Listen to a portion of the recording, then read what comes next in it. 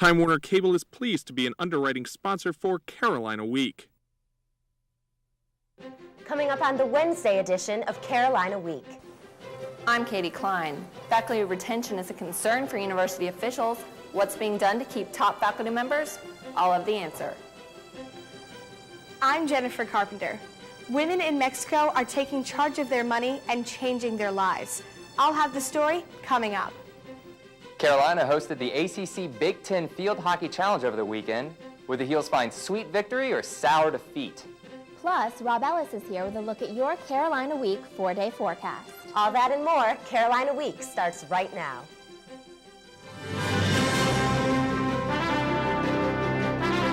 From the School of Journalism and Mass Communication at the University of North Carolina at Chapel Hill, this is Carolina Week.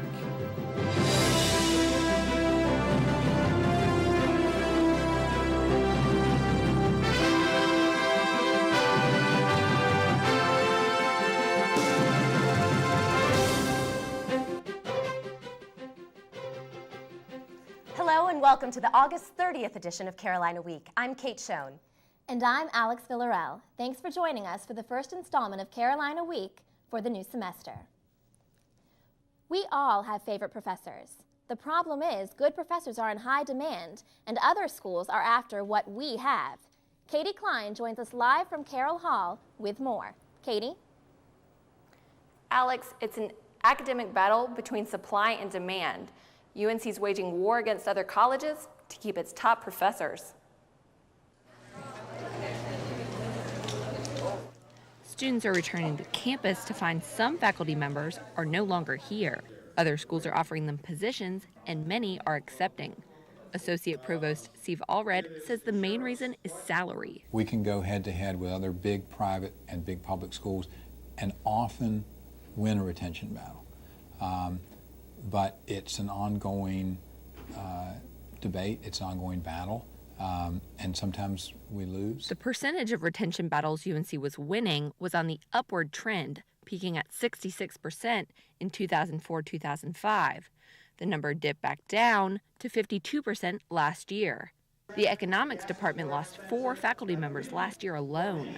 Economics department chairman John Aiken says that means fewer classes containing more students. Everything that happens is worse for the quality of your classes. You find ways to make do, but it's very difficult. Gasoline was $1.20. Some offers included a 50% pay increase, but others who left cited reasons such as better benefits or more academic support. And even a person who loves it here, and it's a really good place and they're doing really good work and have good colleagues, that's so much money that it's just hard to turn it down for your family. Allred says being ranked the 5th best public school in the nation makes UNC faculty an attractive target. The disadvantage of increased publicity of people saying, wow, what a great place, is that we're on everybody's radar screen. And Alex, salaries come mostly from tuition and the state budget. Tuition increases are unpopular, and state budget varies from year to year, but administrators are hopeful that they'll have more money to offer professors in the future. Katie Klein reporting live from Carroll Hall. Thanks, Katie. With the new school year underway, there are a lot more students around to check their email accounts. More students using the system at once means more of a load on the email servers. Some students have been complaining about the slow response times when they use the university's webmail portal. An ITS spokesman said the department hasn't received any complaints regarding the slow email times. Even though students haven't complained to ITS, some of them still feel the crunch on their inbox. It's been really pretty badly slowed up. Tried to send an email yesterday. It took me a whole lot longer than I ever expected it to. ITS did say that anyone with email or other computing problems should call the response center at 962-HELP. I'll bet you didn't know you attended an Ivy League school, but according to a new report, you do. Carolina is one of the new Ivies according to the 2007 Newsweek and Kaplan How to Get Into College Guide. The guide named UNC one of the 25 schools that has benefited from the recent boom of top students applying to college. Like these prospective Carolina students taking a tour of the university. Director of Admissions Stephen Farmer doesn't expect the recognition to cause a big increase in the number of applications. He said the university is more concerned with doing a good job than with rankings. Half the university and of its students with vision and with commitment, then the other things, the ratings, the outside recognition sort of falls into place. In addition to the Newsweek recognition, U.S. News & World Report named Carolina the 5th best public university in the country for the 6th year in a row. You've probably noticed the Student Stores building looks a lot different these days. The stores opened for the start of classes last week after an extended renovation period. One of the major changes is the South Road entrance that leads into the clothing and gifts section. Other changes include a brighter and more modern textbook section and 2 sets of escalators. Cashier Sarah Duffy is impressed with the outcome. I think it looks great. I think for pre-order week it was a little hectic and crazy, but once everything calms down, I think they're gonna get everything in its right place and have it all cleaned up and it'll look a lot better. Although most of the store is now open, some parts are still under construction. Everything should be done by April. Adding money to your One Card will require a little more thought from now on. Effective this week, the UNC One Card office is no longer accepting Visa as a form of payment. Making those payments online has been the most common way for students to add money to their accounts for dining halls, vending, or doing laundry. Some students were surprised and quite upset to find out about the loss of the Visa payment option. I was really perturbed when I found out. That's what I use for everything, and so I don't really know what I'm going to be doing next. To add money, students have a few different options. Wachovia One Card Plus owners can call to transfer money from their checking account to their UNC expense account. Students can still add money online using a MasterCard or Diners Club card. And there are 7 Tar Heel teller machines on campus that accept cash. The UNC One Card office accepts cash, checks, or money orders. For more information about how to add value to your One Card, see our website at www.carolinaweek.org.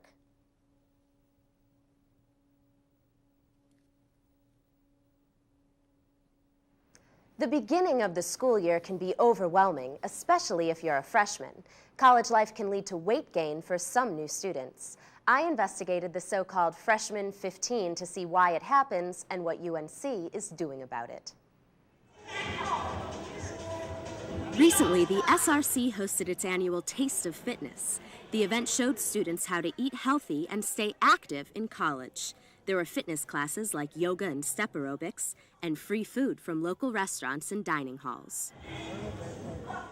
Dietitian Heather Pendleton was also on hand to talk to students about preventing the so-called Freshman 15 weight gain. The number itself is kind of a myth, but freshmen seem to be more susceptible to gaining weight that first year than other students. So what is it about freshman year that makes people gain weight? Pendleton says students lead a totally different lifestyle in college than in high school.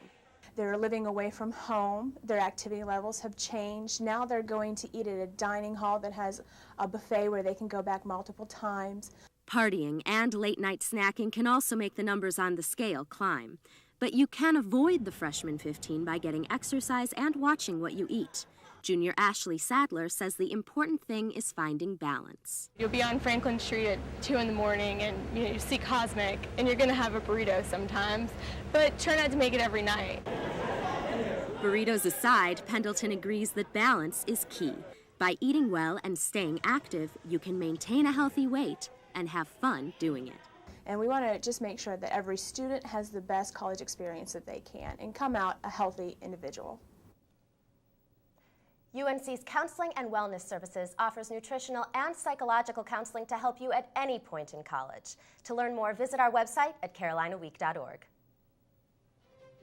Fighting for equal rights is the passion of many women. But not all women have the opportunity or the power to secure those rights. Coming up, we'll tell you about one program that's empowering women in Mexico.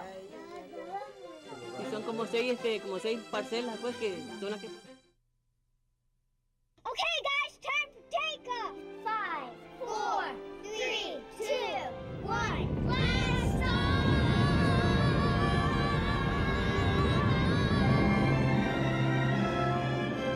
Wow! Whoa, look at that! Is that Jupiter? Hey, kids!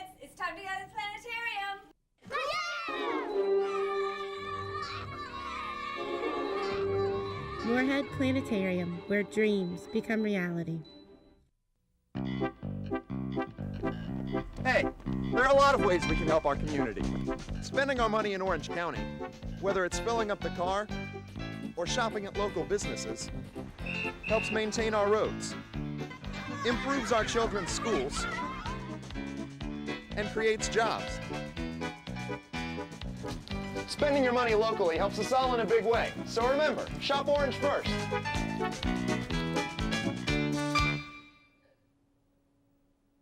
American women have been fighting for equal rights since the early 1900s. That's not the case for women in many other countries, but that is changing. Jennifer Carpenter joins us from the studio to tell us about one program that's investing in women's lives. Jen? The Van Mujeres Project is improving southern Mexico by encouraging investment and empowering women. 6 UNC students spent a month in Tabasco studying the benefits of microfinance. And what we found were growing families, businesses, and communities. More than half of Mexico's population lives well below the poverty line. In the state of Tabasco, women are taking action to promote rural development and bring thousands of families out of desperation. For more than 1,500 women, Van Mujeres has been the answer. Van Mujeres offers women substantial loans at reasonable interest rates, which they can invest in their own personal business ventures. Loans provided by Van Mujeres enable women to start their own businesses, including making clothing, to raising livestock like chickens or fish. Profits help provide for their families, many of which can't survive on the income of the husband alone. The Mexican woman is very aware that she is the nucleus of the family and that she has a lot of family responsibility. Van Mujeres stresses financial independence for the women and from federal support. People in rural Mexico have traditionally depended on government funds to get by. The government does not always give out money. So in order to pay, women must learn real productive projects that will be a benefit to them and their families. The self-sufficient women of Van Mujeres are helping to improve Tabasco's struggling economy. Ignored and underrated in the past, women are finally filtering into the workforce and easing the poverty of southern Mexico. Van Mujeres is growing at an impressive rate, almost doubling in participants every year. Leaders of Van Mujeres are planning to expand the program throughout Tabasco in the next 5 years. They believe microfinance is the solution to poverty in Mexico. The Clinton Global Initiative has been promoting Van Mujeres throughout Latin America. The grassroots microfinance model has been successful in other developing countries, such as India and Africa. Jennifer Carpenter reporting from the studio. Thanks, Jennifer. For all who feared never being able to taste that famous cheese bowl again, good news. The Rat is back. The legendary tavern and restaurant, the Ram's Head Rathskeller, recently reopened its doors after an abrupt closing in June. To the delight of many, this Franklin Street staple is back, and with a tidy new look, including a renovated cave room. Though repairs have altered the Rat's time-honored appearance, you can still leave your mark as a true Tar Heel fan. Owner Francis Henry says the Rat has an improved look, but the history still remains a big part of the restaurant. I think you'll find it if you come in, just a fun place again, and that's what we're aiming for. The cave room, as I say, the oldest favorite room, and it's going to be that way again too. Alumni coming in for the game this weekend will be able to relive some favorite memories of their times at the Rat. If you're tired of hotels that reek of cigarette smoke, then the Carolina Inn might be for you. Hotel guests can literally take a breath of fresh air now that the Carolina Inn is a smoke-free hotel. Desk clerks now work alongside no smoking signs and direct guests to the outdoor smoking areas. Director of Sales and Marketing Mark Nelson says many guests are happy with the change. We've actually got very positive comments from all sorts of people. A lot of our customers have reacted positively to it, and I think as more and more time passes that people appreciate that. Now, guests can engage in good conversation or catch up on some reading without having to worry about breathing secondhand smoke.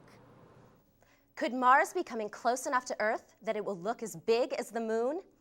If a mass email making this claim made it into your inbox, don't take it too seriously. Most of the information in it is false. The message is reusing information from August 2003, when Mars was the closest it had been to Earth in recorded history. Even when it was at its closest, Mars only looked as large as a bright star in the sky, and definitely not the size of the moon. Mars is currently behind the sun, so you won't be able to spot it in the sky until later this year. We are now joined by weathercaster Rob Ellis. Hi, Rob. Hello. Hi, Rob. So it's looking pretty nasty outside. Is this Ernesto? Not quite yet. We do have Ernesto out there, tropical storm now, tropical depression Ernesto, and it's going to be making an impact, but we've got a front to deal with first. Ernesto is well on his way to Chapel Hill. Carolina experienced just a little bit of that rainy weather. I'll let you know what you can expect, the heavy rainfall that you can expect from Ernesto coming up after the break. Stay right here.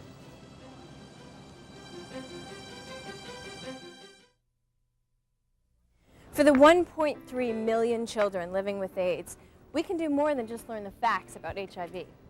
Through Caring for Kids 101, a campus outreach program, college students nationwide are helping to end this deadly disease.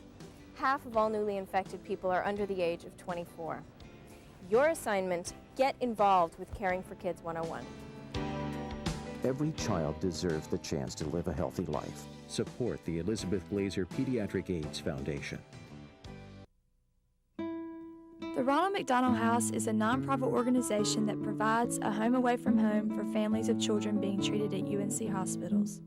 Since opening in 1988, the house has welcomed more than 1,000 families each year to stay at this safe haven. The house relies heavily on community support. How can you help? Become a volunteer. Help the house that love built. The Ronald McDonald House, the house with a heart.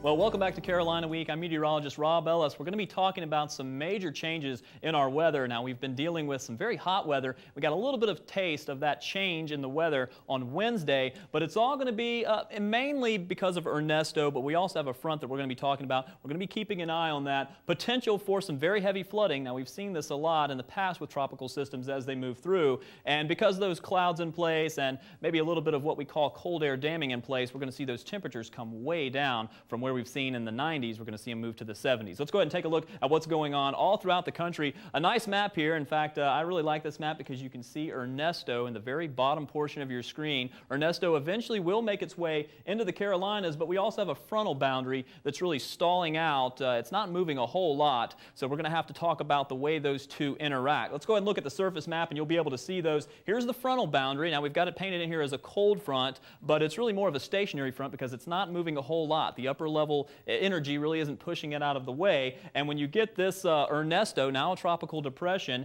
and you get these two to move together and merge, we've seen this before with Hurricane Floyd. We all know the flooding that happened with Hurricane Floyd, as well as Tropical Storm Alberto earlier this year when Crabtree Valley Mall flooded, if anyone remembers that. These two effects, a cold front and Ernesto coming together, can make for some very heavy rainfall. So we're definitely going to have to watch that as these two begin to take effect and move together. Let's go ahead and move on and talk about radar, because we are seeing a little bit of these storms beginning to pop up. In fact, a lot of storms beginning to pop up. That cold front is what's triggering all of these storms. It's been very hot on Wednesday. Temperatures up into the 90s. That rain is going to cool us down just a bit. With generally along that front is where these storms are starting to pop up. You factor that in with Ernesto, and it's going to make for a lot of rainfall. Let's take a little bit of a closer look at Ernesto here, and I'll step out of the way so you can see really what's going on. The system really kind of lost a lot of its punch. It's moving over land, and as they move over land, they don't have that energy. Eventually, we'll move out into the Atlantic again and then be moving into the Carolinas, and that's where we're concerned about it may possibly strengthen as it moves up the coast. Let's go ahead and move on to our 4-day forecast. Here's the projected path that I was talking about, moving into the triangle, so that's something that we need to be concerned about. For your 4-day forecast, here's what this is going to mean to you with Ernesto in the forecast. Very heavy rain on Thursday. That front and the Ernesto tropical system moving together, potentially 3 to 6 inches of rainfall. So very serious situation Friday, some of that's going to be lingering in the form of some thunderstorms that are going to move through. And then Saturday and Sunday, you see the chance of storms there. But look at our temperatures cooling down into the 70s. We haven't seen 70s for high temperatures in quite a while, so it's going to feel nice out there. But you're going to be dealing with a lot of rainfall. So bring those umbrellas, and then we'll, by the weekend, hopefully be done with Ernesto. Thank you, Rob. It sounds like it's going to be an interesting few days. It's a lot of fun for us meteorologists right now, so we enjoy it. Well, we're now joined by sportscaster Brandon Curry. Brandon, what's going on in sports? You know what, Alex? A whole lot. Stick around, I'm going to tell you about it. Coming up in sports, after its first opening game loss in more than 2 decades, the women's soccer team looks to rebound against the Spartans of Greensboro. Was it a sweet homecoming for the Heels? Find out when we return.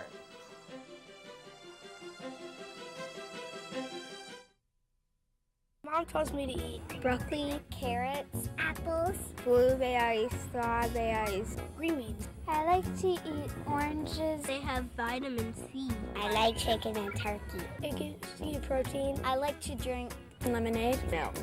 Because milk makes you strong. A lot of fruits and vegetables make you healthy. Make good choices so you'll be healthy. And it's good for you. Healthy living starts early with a wholesome diet and exercise. Recycling a glass bottle saves enough energy to run the TV you're watching for 1 full hour. Recycle. It's the everyday way to save the world. Making a can from recycled aluminum instead of from raw materials reduces air pollution by 95%. Recycle. It's the everyday way to save the world. Recycling all our Sunday papers would save over 500,000 trees a week. Recycle. It's the everyday way to save the world. What up? Stuart Scott from ESPN. I'm here in Chapel Hill in the Dean Dome, but you know what? When I go home and turn on my TV, I'm actually not watching Sports Center when I'm here in Chapel Hill. I'm watching Carolina Week Sports. Booyah! Welcome to Carolina Week Sports. I'm Brandon Curry. Let's get it on. It's been an up and down start of the season for the women's soccer team. After dropping their first season opener for the first time since 1983, the Heels bounced back on Sunday with a win, and on Tuesday welcomed UNC Greensboro to Chapel Hill. We go now to the second half with the Heels already up 1. The Spartans launched a furious attack, but come on, do you think the ladies would disappoint Dean Smith? With the legend looking on, Carolina would squeak out to the 1-0 victory. Despite lacking their usual dominance, the Heels feel that developing their freshmen is the key to another strong season. The issue with the freshmen is, do we start 5 of them or 6 of them? So that's the debate. So it's not a question of, them filling roles. It's a question of we lost a lot of very good players, and so we recruited a lot of very good players. I think all the freshmen are bringing different pieces, and I just think, honestly, it might take a couple weeks, might even take a month for us to really gel and really come together. After the graduation of first-team All-American Katie Tran, the field hockey team faced some big questions going into Saturday's season opener against Michigan in the first game of the ACC Big Ten Challenge. Tran's replacement, true freshman Brianna O'Donnell, who had 7 saves in her first collegiate game. Carolina got some senior leadership from Karen Mann in the middle of the second half to put the Heels on the board. And it was Ilsa Davids who hammered home the last nail in the coffin as Carolina holds off the Wolverines 3-1. There was no day of rest for the Heels on Sunday as they took on Iowa. Strong teamwork let UNC run circles around the Hawkeyes. Watch senior Karen Mann on the breakaway. Passes to Daniel Ford, the freshman. No luck this play, but we'll see her later. The Heels shot only 11% on the day. In front of the goal again, there's a whole lot of women looking after that net. Iowa came back in the second half with this blast from way back to tie the game at 1. Jump ahead to 1 minute remaining, the freshman Danielle Ford again. She will not be denied as the Heels win 2-1. Mann says it's no surprise the freshmen put the game away for the Heels. Really stepping up. We're very mature this year, so we don't have too much of a problem in between, seniors being seniors and freshmen being freshmen. There's not a big, huge gap. This weekend, Carolina faces off against the Scarlet Knights from Rutgers. It's the first time in nearly a century that the Tar Heels have played these Knights from New Jersey. Here's what to expect and who to watch on game day. In 2004, UNC's defense was ranked an appalling 109th in the country. But last year saw major improvements with plays more like this. This season, the defense has lost some important team leaders, but look for the players who are going to step it up. Players like Larry Edwards. He is a preseason All-ACC candidate and had a team-high 91 tackles in 05. The biggest change on the defensive side of the ball is Cooter Arnold's switch from tailback to free safety. Arnold started in last year's opener against Georgia Tech, but this year he'll be doing his best to move the ball the opposite direction. Expect a few hiccups, but plenty of surprises from new offensive coordinator Frank Cignetti. He led Fresno State to back-to-back top 10 national rankings in scoring offense and is looking to move Carolina even further. The big offensive question, who's starting at quarterback? The answer, Junior Joe Daly, the transfer from Nebraska. Expect him to scramble for yards like Durant, while red-shirted freshman Cam Sexton moves more like Matt Baker. Look to special teams to make the biggest plays. Brandon Tate, seen here running out of his shoes, was ranked among the nation's top 25 kickoff return men all season. Tar Heels cannot underestimate Rutgers or how important this opening game is. It could set the momentum for the rest of the season, and we're going to need that against Virginia Tech the following week. Definitely. Well, Brandon, let's hope for some wins. I can't wait to watch. Thanks, Brandon. There's a new adventure at the Forest Theater that can take you around the world. And it's definitely a colorful ride. We'll tell you what everyone is crowing about. That story in 60 seconds.